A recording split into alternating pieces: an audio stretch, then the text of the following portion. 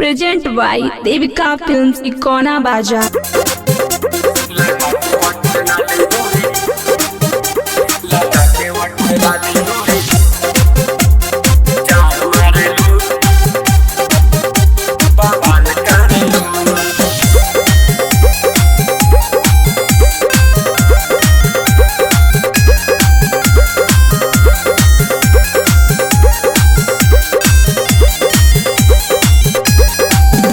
लगा के वठ लाली गोरी जान मारेलू, लगा के वठ लाली गोरी जान मारेलू।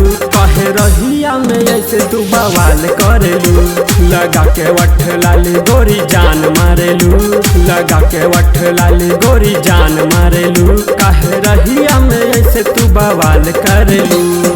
जब से चढ़ल बाटे 16 के उमरिया, तब से बधले गोरी लव के बीमारिया, तब से बधले गोरी लव के बीमारिया। लगा के वठ लाली गोरी जान मारेलू, कहे रहिया में ऐसे तू बवाल करेलू। लगा के वठ लाली गोरी जान मारेलू, कहे रहिया में ऐसे तू बवाल करेलू।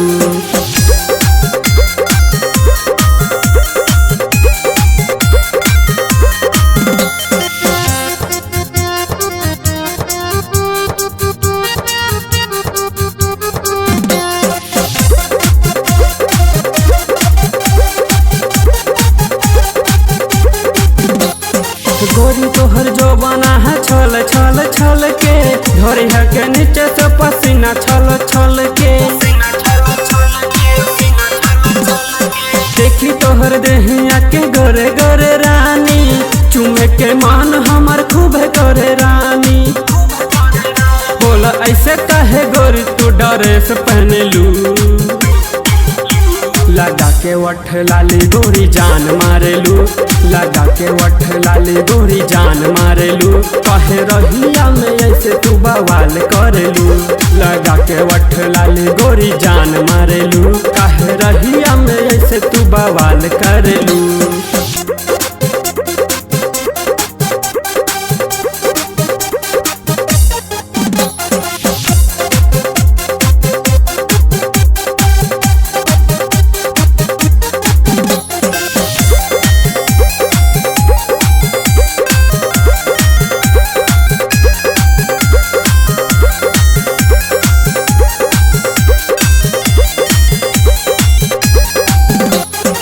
जब से गिरल बारू आपन वरहनिया, लइकन सबके बढ़ावेलू बेचनिया।